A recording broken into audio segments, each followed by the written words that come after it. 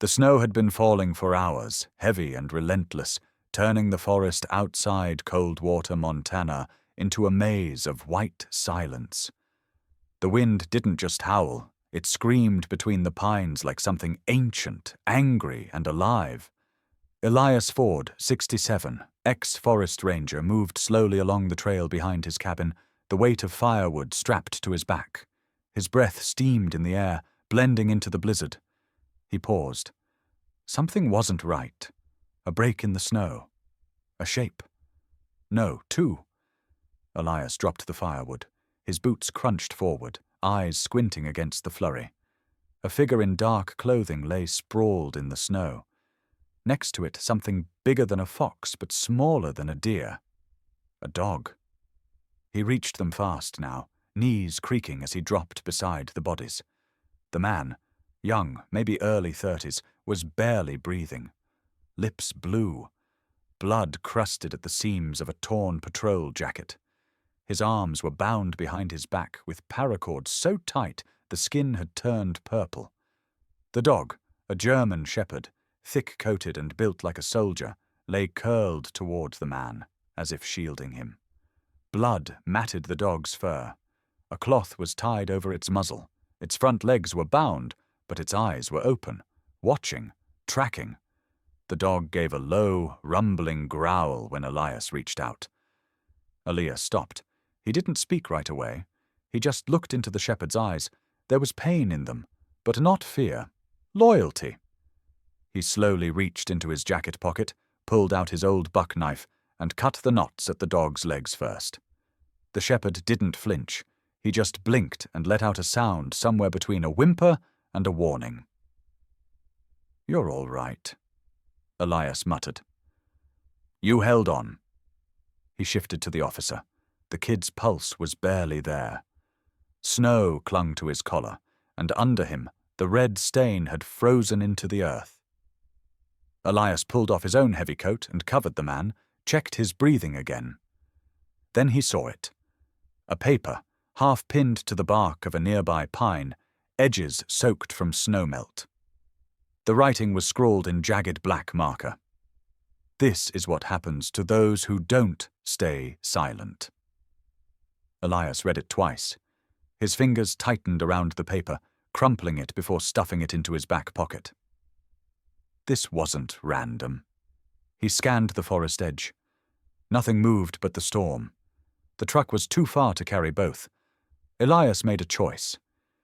He knelt, slid his arms under the dog. The shepherd was heavy, maybe 80 pounds, but he didn't resist, only gave a faint grunt as Elias stood, adjusting for balance.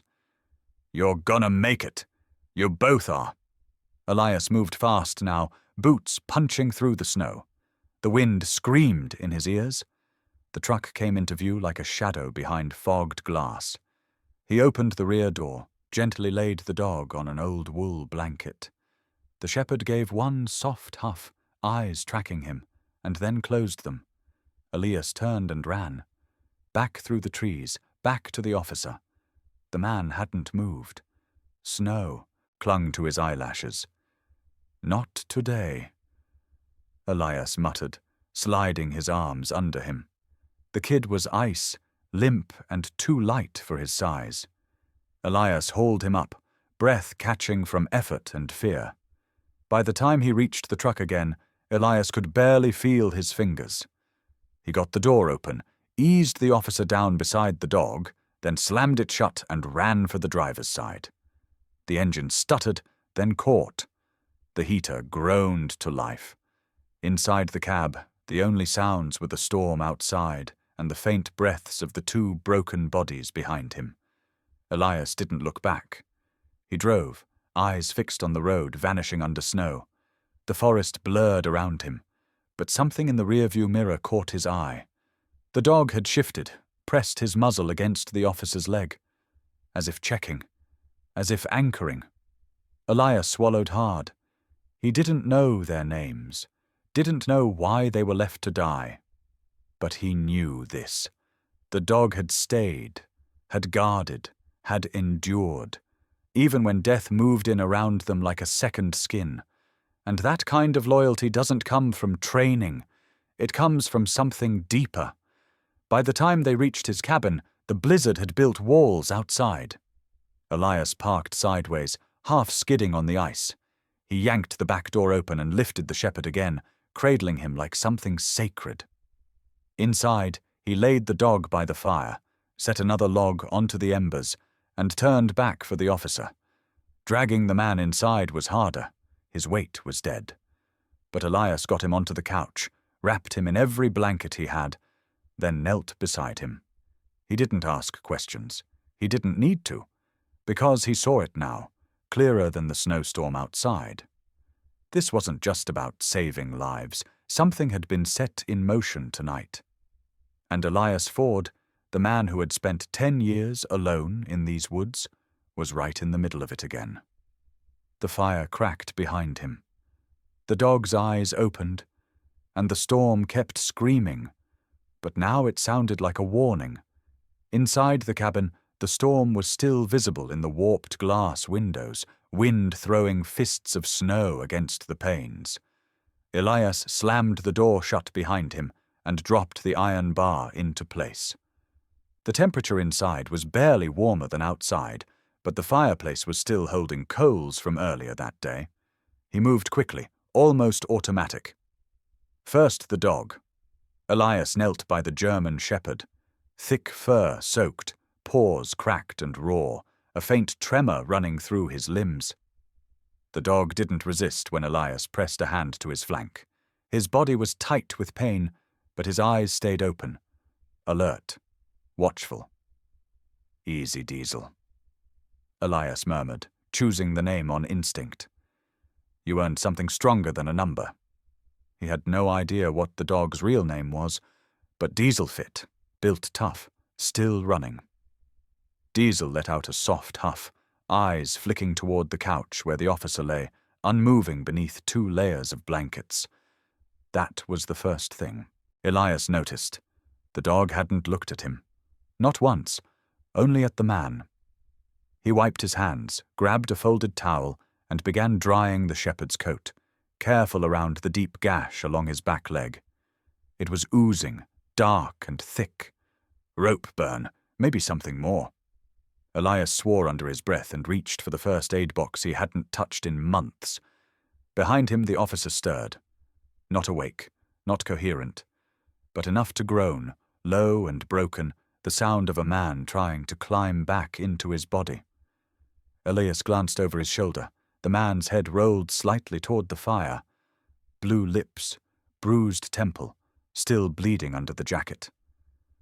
"Don't die on me," Elias muttered. "You made it this far." The shepherd let out a low growl, soft, almost inaudible, but not at Elias. At something inside himself. He pushed against the floor with his front legs, dragging his injured body forward inch by inch until he could press his head against the officer's boot. Elias froze. The dog, wounded, shivering, ribs visible beneath fur, had moved not for comfort, but duty. He laid his head down and didn't move again, eyes half closed, chest rising and falling like a tired bellows. Elias felt something lodge in his throat. That wasn't training. That was love. He turned back to the fireplace and fed it more wood until it roared back to life, filling the cabin with a growing circle of heat and light. Then he poured water into an old tin kettle, set it over the flames, and turned to check the officer's pulse again. Still faint, but stronger. Suddenly, a knock at the door. Sharp, measured. Elias reached for the shotgun, leaning near the doorframe. No one just showed up this far out unless it was trouble. But a voice followed. Steady. Familiar. "Elias, it's Marley. I brought the feed and— Wait, are you okay in there?" He lowered the weapon. Marley Quinn, 26. Local wildlife volunteer with a beat-up pickup and a heart bigger than the county. She'd been bringing Elias bags of seed and news from town ever since she stumbled across his cabin a year ago, chasing a wounded fawn through the snow. He opened the door. Marley blinked as the wind slapped her face, her long braid already crusted with frost. Her parka was too big for her, frayed at the cuffs, and her gloves were mismatched. Then she saw inside. The man on the couch, the dog on the floor. She didn't ask. She just stepped in, stripped her gloves, and dropped to her knees beside Diesel. What happened? Found them in the woods, Elias said, locking the door again. Tied up, left to die. Marley looked up sharply. Someone did this. He nodded. Intentional. There was a note. She turned her attention to Diesel. This leg's bad. Deep cut. Possible nerve trauma. She pressed gently along the hip, and the dog twitched, letting out a warning growl. Hey now, she said gently, brushing the fur near his ears. I'm not here to hurt you, warrior. Diesel stopped growling, just looked at her, measured, then let his head fall back down. Elias watched all of it. This was her gift. Marley could talk to animals without saying a word. He hasn't taken his eyes off that man once, she murmured. Even with that wound, even half dead. Not once, Elias said softly. They worked in silence. Elias boiled ginger and honey into water. Marley cleaned the leg, bandaged it with calm, practiced hands. She had a small pouch of powdered herbs from her grandmother's medicine box, mixed it with melted snow, and applied it over the gash. The smell of pine and blood filled the room. The officer stirred again. A shudder ran through him. Elias poured some of the ginger mixture into a metal cup, then dipped a cloth and pressed it to the man's lips. The man flinched, murmured something, maybe a name, but it was lost in his breathing. He's stable, Marley said finally. Barely, but stable. Elias exhaled slowly. Marley glanced around the cabin. Maps on the walls, a photo in the corner, faded, water-damaged, showing a young man in uniform. Same eyes as Elias. She didn't ask, but Elias answered anyway. That was my son. Coldwater PD. Died in the line, 10 years back. Marley looked at the injured man on the couch. Then this isn't just a rescue for you, is it? Elias shook his head. Outside, the wind shifted, carrying a new sound. A distant engine in the woods. Then nothing. Elias moved to the window, peered into the swirling dark. You think someone's watching? Marley asked. I'd bet my life on it. He crossed to the fire, stirred the coals, and added more wood. Then he sat down beside Diesel, who now lay still but warm, one paw resting against the officer's boot. He hasn't left him, Marley whispered. Elias nodded. He never would. And in the quiet, something shifted in the room. A man who had buried his son, a woman who rescued the broken, a dog who refused to quit. They didn't know it yet, but tonight was only the beginning. The cold hadn't just buried pain in the woods, it had unearthed purpose. The fire had burned low. Outside, the storm was thinning into a steady whisper, the kind of quiet that felt like a warning. Inside the cabin, Elias sat in the old wooden chair by the stove, watching the two figures who had turned his solitude into something urgent. The officer, still half buried beneath blankets, hadn't stirred in hours. Diesel lay curled on the rug, his breathing shallow but steady, one paw still touching the couch where his partner rested. Then the cough came. Not loud, but sharp enough to make Elias sit up straighter. Another cough, then a groan. The man on the couch shifted, his eyes fluttering open, unfocused at first. He blinked at the low ceiling, then the flickering shadows on the wall. His hand twitched, his chest rose unevenly.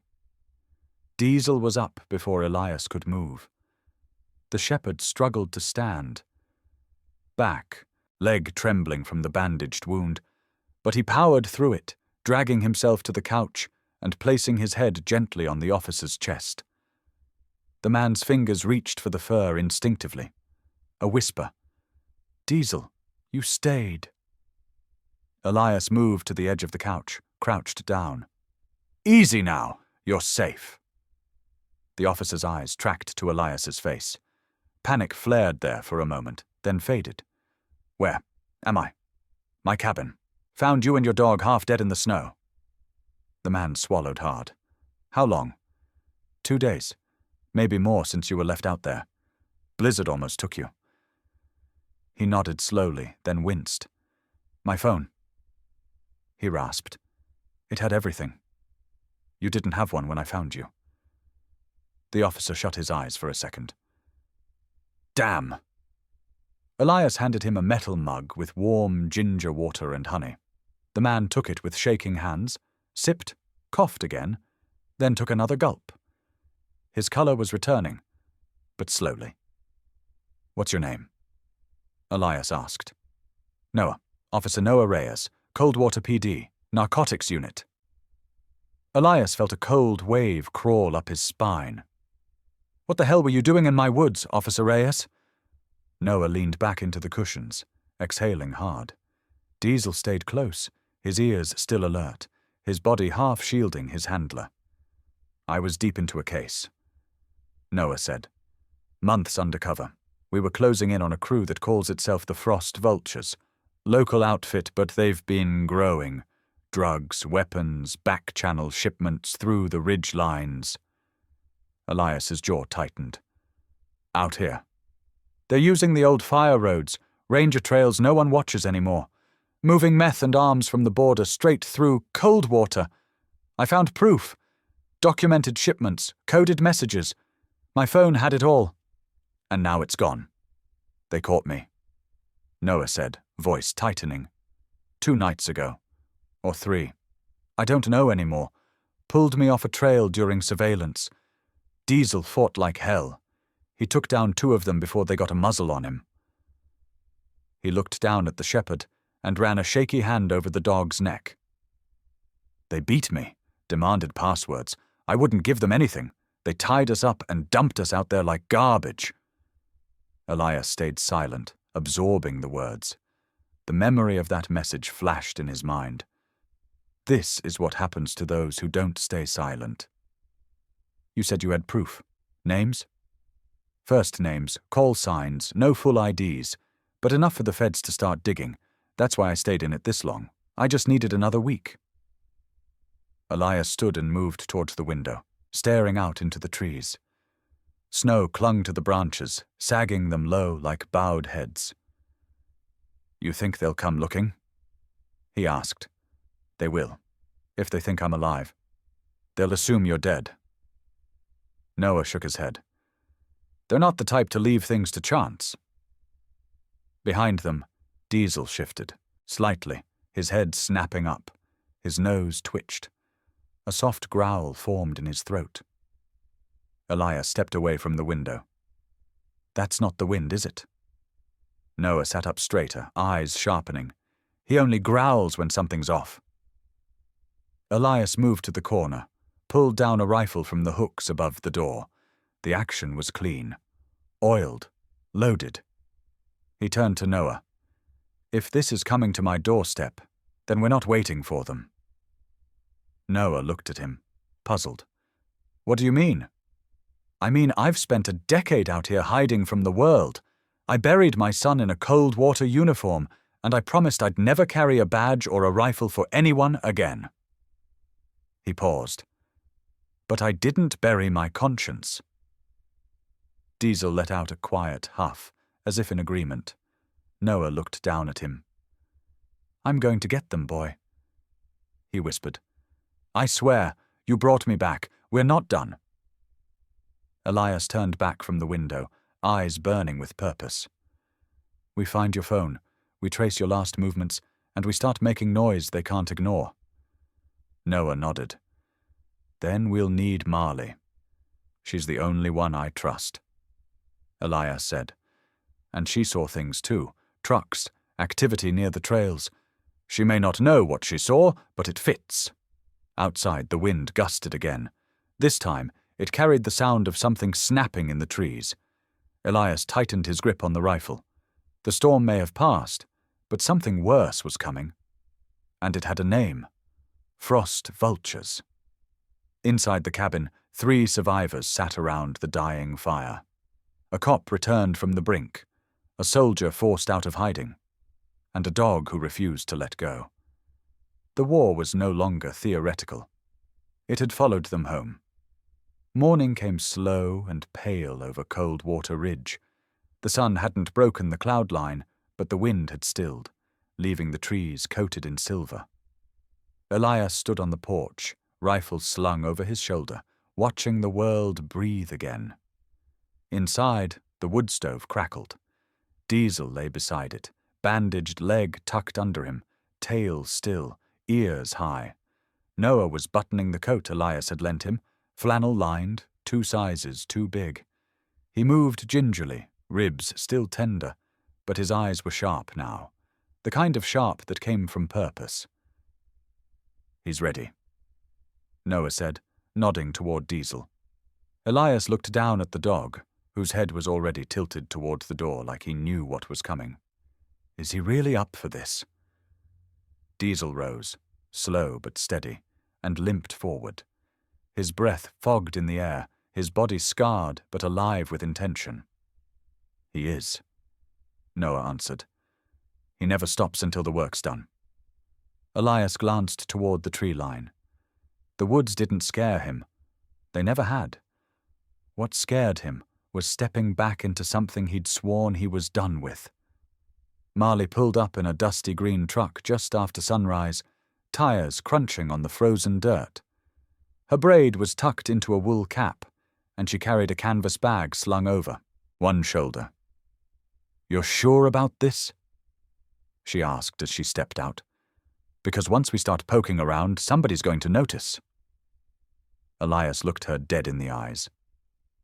"Let them." Diesel walked to the truck's edge and sniffed the air.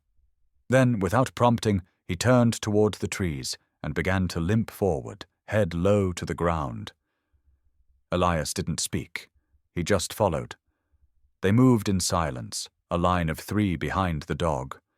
Noah walking stiffly, Elias tracking with the ease of a man who'd once mapped these woods by memory, and Marley keeping to the edges, scanning every rustle with the eyes of someone who'd spent her life listening to animals.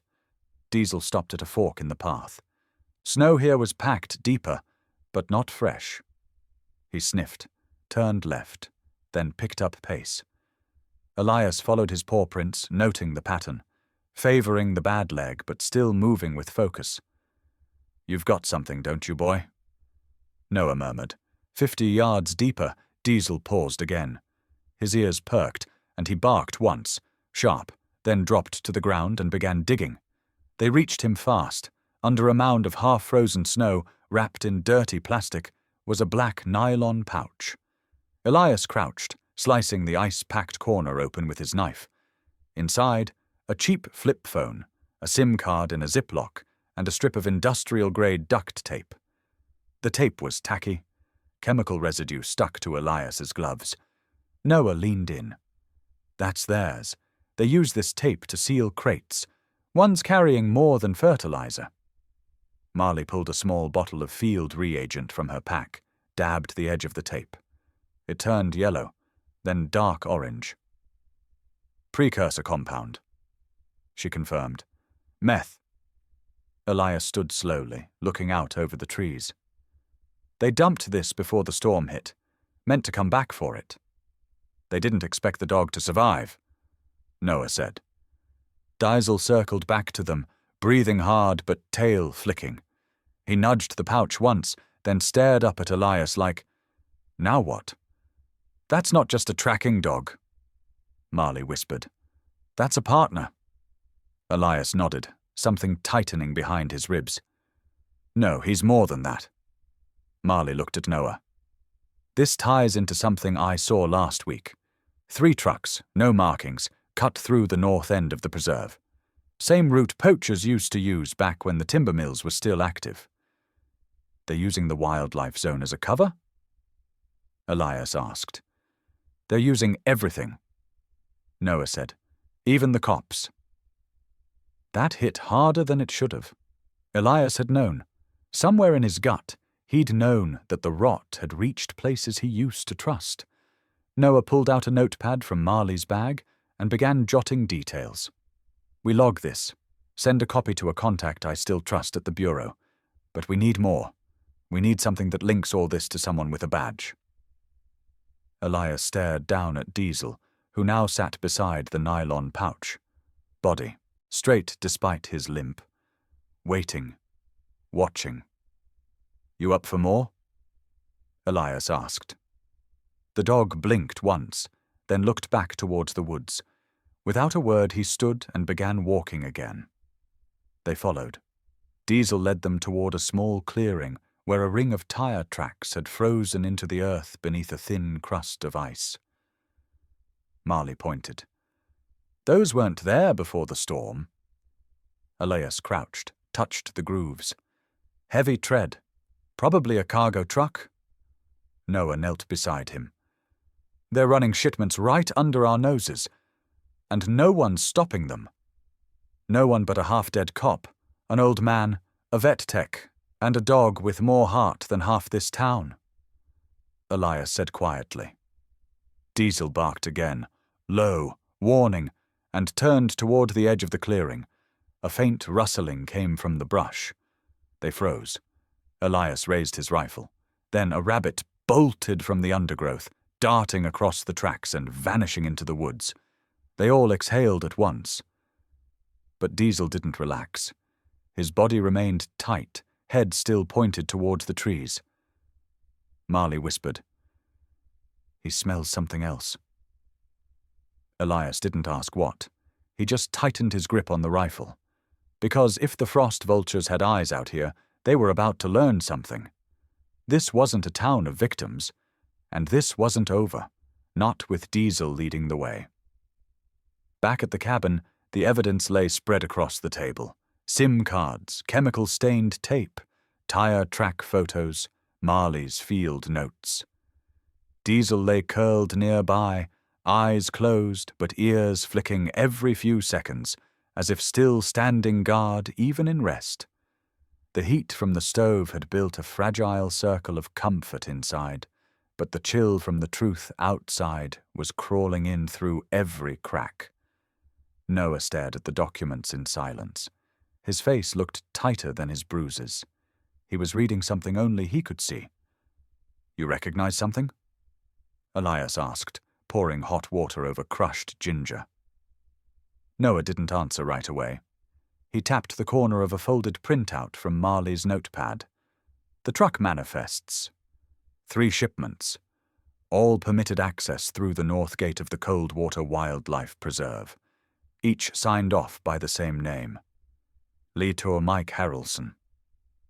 Noah looked up. He taught me everything I know. Elias leaned against the counter, arms crossed. Harrelson still with Coldwater PD. Second in command. He runs logistics, fleet ops, patrol rotations, and now, apparently, paperwork for smugglers. Marley looked between them. That's a bold leap. What makes you so sure? Because he was the one who told me to check the North Ridge, the night I got jumped. Silence rippled through the room. Elias set the kettle down, hard. I knew Mike, he said. Before you were born. He and my son went through academy together. Noah's voice was flat. He was your son's partner. Worked side by side. Mike was at the funeral, gave the eulogy. Noah stood, wincing from his ribs. Then you know why this hurts like hell. Diesel stirred, rising slowly from the rug. He limped over to Noah, resting his chin on the man's boot. The kind of quiet comfort that didn't ask permission. Noah reached down, fingers sinking into Diesel's fur. Elias stepped outside without a word, letting the cold slap him clear. The mountain air bit deep, but it grounded him. Mike Harrelson, the kid who used to bring fishing poles to the cabin every spring, the one who sat at the kitchen table after his son was buried, holding a glass he never drank from. If that man had turned... He didn't want to finish the thought. Inside, Marley was already packing a bag.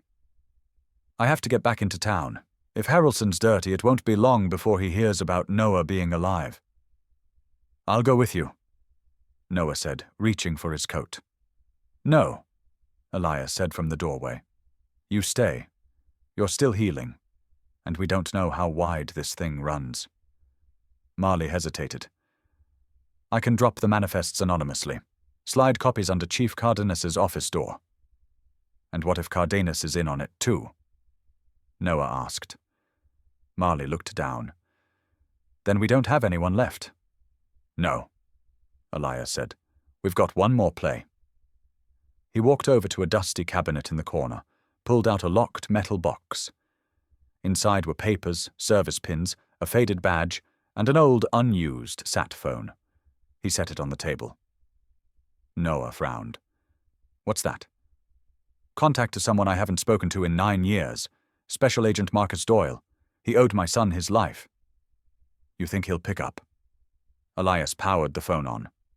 The light blinked once, then held steady. "He will." Noah sat down slowly, letting the weight settle. "If Doyle gets this data and confirms it matches Bureau red flags, he'll open the case," Elias said. "Proper, off-grid, silent, and fast."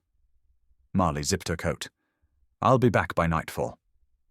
Before she left, she crouched beside Diesel, her hand gently brushing the fur behind his ears. "Watch over him," she whispered. Diesel blinked once. Later that afternoon, the sat phone rang. Elias answered, voice steady. "It's me." A pause. Then a voice, low and gravel rough. "You finally ready to call it in? I've got a dirty lieutenant, a wounded narcotics officer, and a German shepherd who just saved both our lives." Another pause. Then Doyle's voice returned. "Send what you've got. If it sticks, I'll burn down the whole damn tree." Elias handed the phone to Noah. "You're the only one who knows where to start." Noah plugged in the SIM card into the spare burner, dumped the manifest photos into a secure folder, and pressed send. For a long moment, nothing happened. Then the screen blinked. "Upload complete." Elias crossed the room and looked down at Diesel, who now sat upright by the window, tail resting flat but eyes locked on the tree line. "You feel it, don't you?" Elias murmured. The shepherd didn't move. But Elias knew the answer anyway. Whatever Mike Harrelson was now, it wasn't the boy who once swore to protect Coldwater. And Elias Ford, who had once buried a son in that uniform, wasn't going to let another fall. Especially not with Diesel watching the door. Night fell heavy over Coldwater Ridge. The mist returned with the cold, curling through the trees like something alive.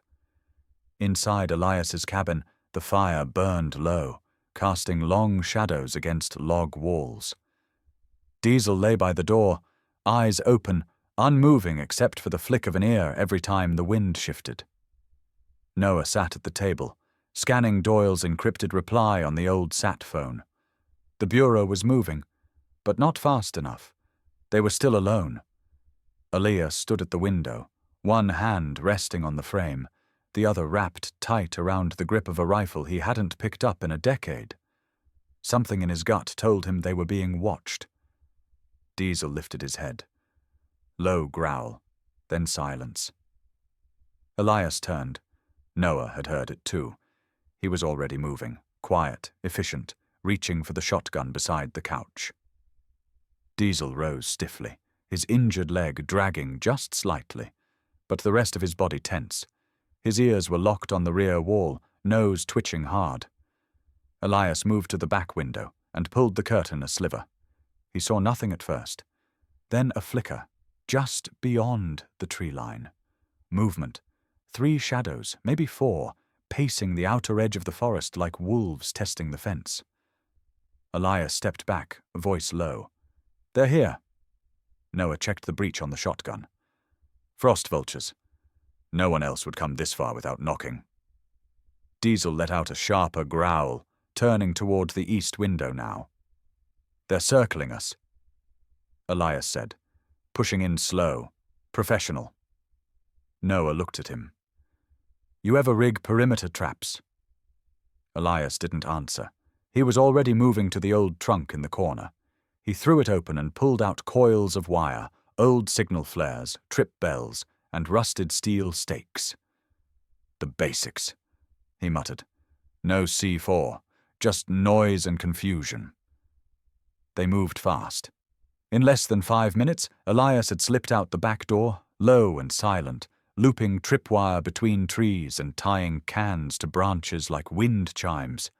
He planted flare caps on pressure pads and packed a thin layer of snow over them.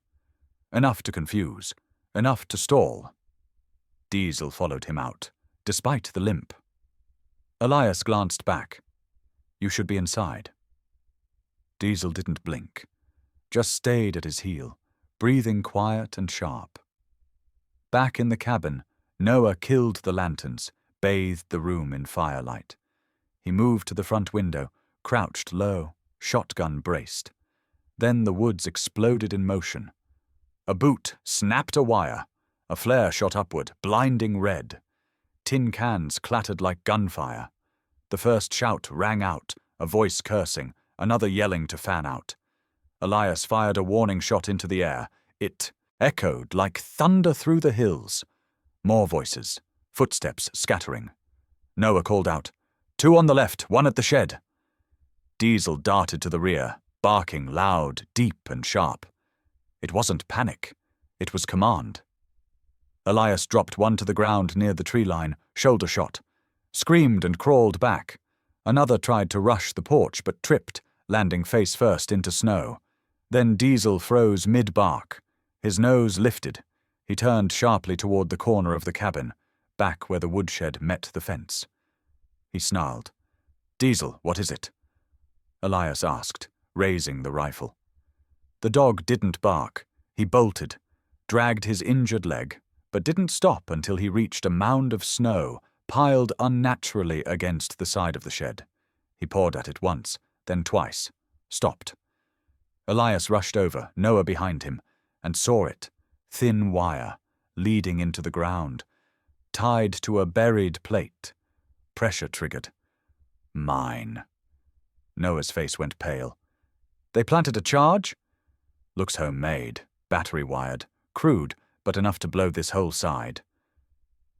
Elias dropped to a knee, pulled out his multi-tool, and began tracing the line. Diesel stayed beside him, body low, muscles tight. You just saved all of us, Elias whispered. It took 90 seconds to cut the battery lead and disarm the trigger. 90 seconds of crawling on memory and instinct and fear. 90 seconds between breathing and burying. By the time Elias stood, the night had gone quiet again. The attackers had fled or regrouped deeper in the trees. But one man didn't make it. Elias and Noah dragged the captured one inside. Mid-30s, wired with muscle and twitchy hands. He wore a patchwork parka and a red cloth armband with a faded bird skull on it.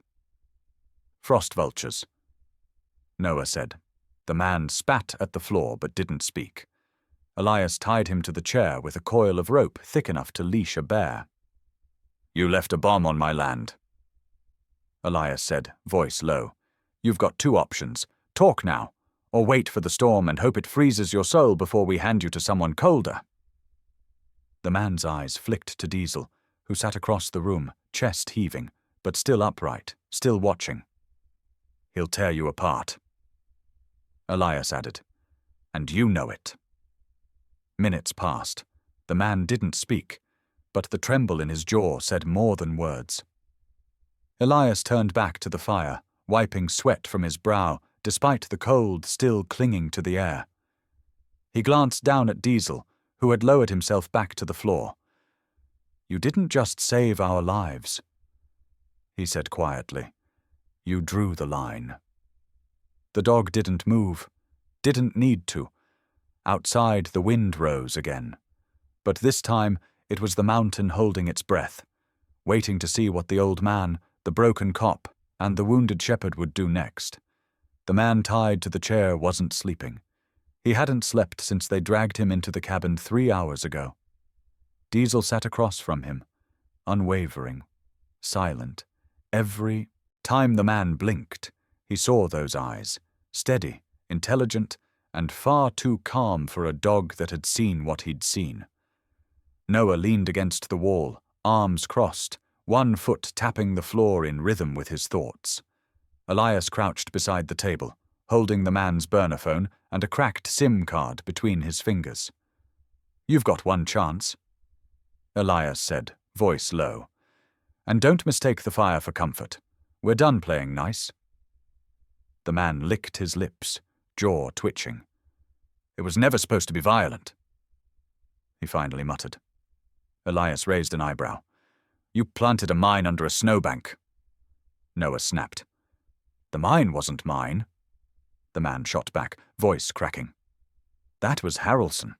He changed the rules last month." That name hit like a stone in cold water. Elias stood up. "Say it again." "Harrelson," the man repeated. "He's running the ridge route now. Got a whole network. I just moved the gear, man. That's it. I'm not the boss. You set foot on my land." Elias said, "You tried to kill my dog. And my son." "I didn't know," the man yelled. "They told me this was just a cleanup job, that a witness went dark in the hills and we needed to erase it. I didn't ask names." Noah stepped forward. "What witness?" The man looked down, then up. "You." Noah's fists clenched. Diesel gave a low growl. Elias reached for the table and hit record on an old camcorder. He stared the man down. "Say it again. Clear. Names, connections, and the plan." The man hesitated. Then he broke.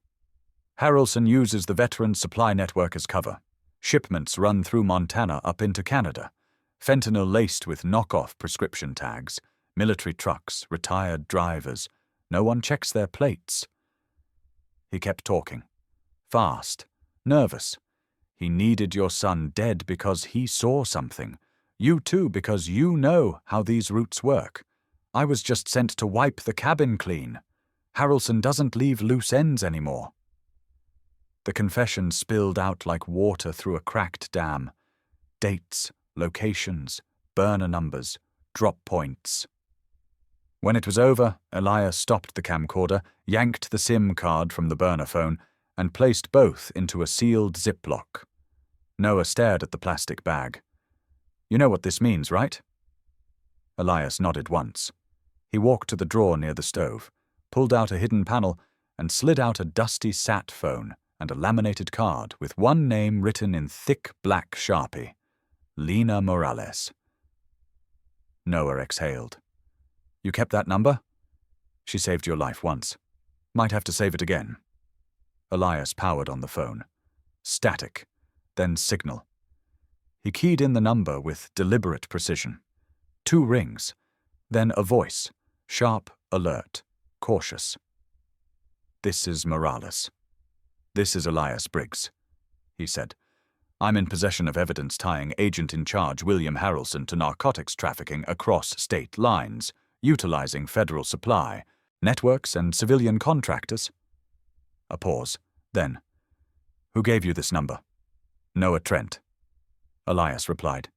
"He worked your Portland op in 21. Another pause. Different tone now. "Put him on." Noah stepped up. "Hey, Lena, it's me." "Are you out of your mind?" She hissed. "You've been dark for weeks." "I had to be. They were hunting me. Still are." "What evidence?" "SIM card. Full confession. 1 suspect in custody. Coordinates locked. I can transmit everything. But we're exposed." Lena didn't miss a beat. "Send it now. Secure channel. And stay put." "Negative." Elias cut in. "The man we caught says Harrelson's sending more tonight. This was just the first sweep." A beat. Then, "Where are you?" "Coldwater Ridge, near Ridgeline 47. Static. Then, "Hold tight. I'll burn clearance and get a team in 48. You have dogs?" Elias looked at Diesel, who hadn't taken his eyes off the prisoner. "1. Then listen to him. He'll know before you do. Click. The line went dead. Elias stared at the phone for a moment, then handed it to Noah. Burn it. No more trace. Noah crushed the device with a boot, then threw the pieces into the stove. Elias turned toward the prisoner, who now looked like a man who had finally realized he'd sealed his own fate. You just drew fire down on your boss, Elias said. I'm dead either way. Maybe, Elias replied, but we'll make it count. He walked outside into the snow, Diesel at his side. The wind was shifting again, clouds forming in the west. Another front coming.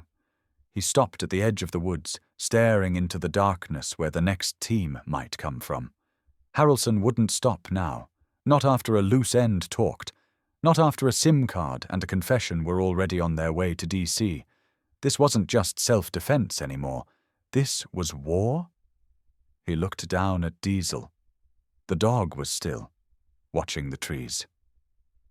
You good, partner? Diesel didn't bark. He just stepped forward into the snow. One paw, then the next. Ready. So was Elias. The smell of iodine hung in the air like tension before a storm. Diesel lay on the stainless steel table, chest rising and falling slowly, a fresh line of stitches running across his flank. Marley stood over him, hands steady, eyes focused. Her clinic was barely more than a converted ranger outpost with flickering lights and a wood stove, but it was the only safe place left within 50 miles. He'll be okay, Marley said, glancing at Noah. Muscle tear, no bone damage. He'll be sore, but you know him. He'll move before he's ready. Noah nodded, jaw tight. He hadn't said much since they got back. His hands still shook from the call with Lena, from the explosion that didn't kill them, from the truth that did. Outside, snow began to fall again, soft flakes whispering down over the trees.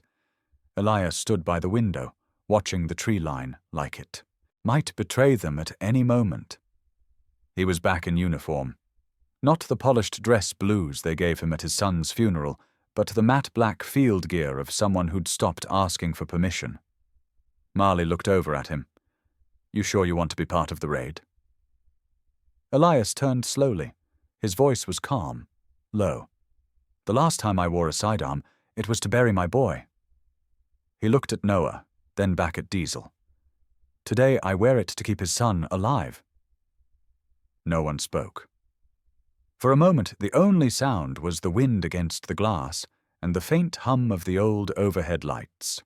The world had narrowed to this cabin, this team, this one dog who had refused to die.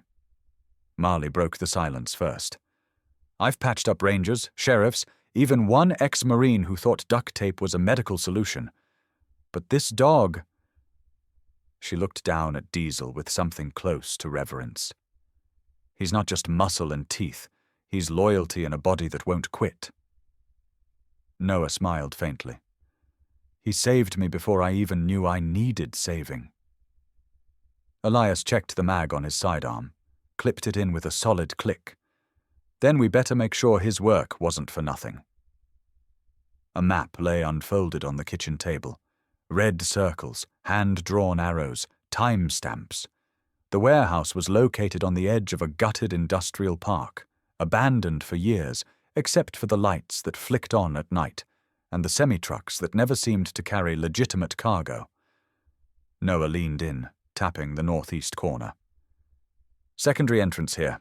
Fenced, but no cameras. According to the snitch, that's where they offload the shipments. Marley pointed to the main bay. What about front access? Too obvious. Elias said. They'll be ready. We hit the side, move fast, split into two. FBI takes the dock. We sweep the office level. Noah hesitated. And if Harrelson's there? Elias didn't blink. Then he answers to the ghost of every man he sold out. Diesel stirred, lifting his head from the table. His ears twitched, eyes locked onto Elias, like he knew something was about to begin. You're not going with us, Elias said, crouching beside him. You've done enough. But Diesel pushed up anyway, wobbly, growling through pain. Marley moved to stop him, but Elias raised a hand. No, let him try. The dog stood. Not fully, not steadily.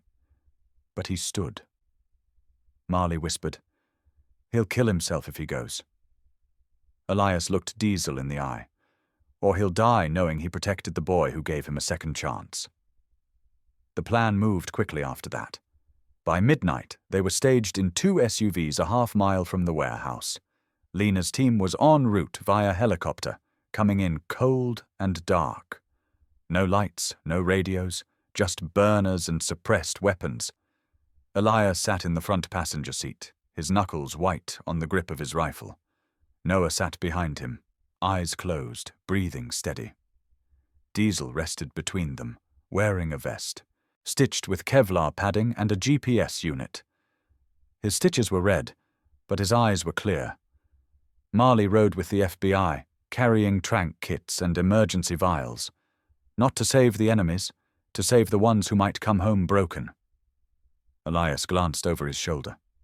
"You remember what your father used to say, Noah?" Noah opened his eyes. Some men protect the world. Some protect what the world forgot. Elias nodded. "Tonight," he said, voice low, "we do both." The radio clicked once. A signal. Lena's voice came through, hushed. "Positions confirmed. 30 seconds. Elias looked at Diesel. "You good, soldier?" Diesel didn't bark, didn't growl, just stared ahead. Then, just as the final breath before chaos, he leaned forward, touched his nose to Elias's knee, and held it there. A silent promise. And then the door opened, cold air rushing in, and the final plan began. The sky was still dark when the caravan moved. No headlights, no sirens, just tires over wet gravel and breath held tight in the freezing air. A cold wind swept across the abandoned industrial park. The old warehouse stood like a concrete tomb, silent, hulking, surrounded by chain-link fences and rusted loading docks. But the heat sensors on the drone feed didn't lie. There were people inside, too many for a legitimate operation, too few for a warehouse that size. Lena's voice came through the comms. "Teams in position. Go on my mark." Noah crouched behind a stack of old pallets, his rifle ready. Diesel was beside him, vest secure, breathing steady. The stitches along his ribs tugged with every breath, but he didn't flinch, didn't even blink. He was already locked in. Across the lot, Elias knelt with a team of FBI agents, eyes narrowed, counting down on his watch. Noah looked over at him briefly. Elias gave one sharp nod. Then Lena's voice crackled, low and clear. "Execute." The first breach charge hit the side door with a muffled thump. Flashbangs followed, screams, chaos inside. Noah and Diesel were the first through the breach. The air inside the warehouse was thick with dust and panic. Men ran in every direction, some armed, most unprepared for a real fight. Diesel surged ahead, nose sweeping low, muscles taut like coiled wire. He wasn't just chasing scents, he was hunting intent. Noah covered him, sweeping corners, clearing aisles. The warehouse was a maze of crates, old machinery, and makeshift sleeping quarters. It reeked of oil, mold, and something else. Chemical, acrid. Diesel froze near a stack of barrels, then growled. Noah dropped to one knee beside him and saw the faded yellow markings. Military-grade explosive, enough to level the building. He radioed in. "We've got ordnance. East wall. Contain it." Before anyone could respond, Diesel took off. He darted through a side corridor, turning sharp down a stairwell leading underground. Noah followed, heart hammering. In the basement, lights flickered overhead. Crates were stacked along the walls. A few young men, barely teenagers, were huddled behind a metal gate. Faces pale, eyes hollow. "Mierda, help, please." One of them reached through the bars. Noah aimed high, barked, "Back, stay down," then shot the lock clean off. The kids flinched, then scrambled out, clinging to him, crying. Lena's voice again. We've got movement. Harrelson's trying to exit west side. Noah turned to the oldest boy. Stay low. Stay here. Diesel was already gone. By the time Noah hit the surface, Diesel had tracked Harrelson to the loading dock. The man was running, limping slightly, toward a black SUV. He didn't get far. Diesel launched from behind a stack of tires, knocking Harrelson hard onto the concrete. The man's gun flew from his grip and skittered across the lot. Harrelson twisted under the dog, trying to push him off. Get this mutt off me. Diesel didn't bite, didn't maul. He stood over him, staring, silent. Harrelson looked up into those dark eyes and froze. Something about them made his breath catch. He wasn't looking at a dog. He was looking at judgment. Elias arrived seconds later, gun drawn. Move and I drop you. Harrelson didn't move. Lena's team swept in, zip-tied the remaining suspects, secured the explosives, and called in extraction for the miners. The whole raid lasted less than 8 minutes. 8 minutes to expose a trafficking network built over 8 years. Evidence was everywhere.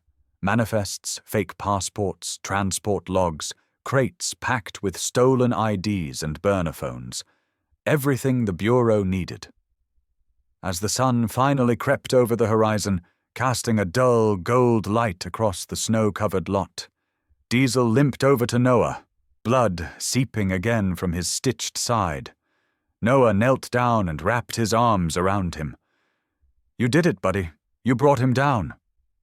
Diesel rested his head against Noah's chest, breathing hard but steady.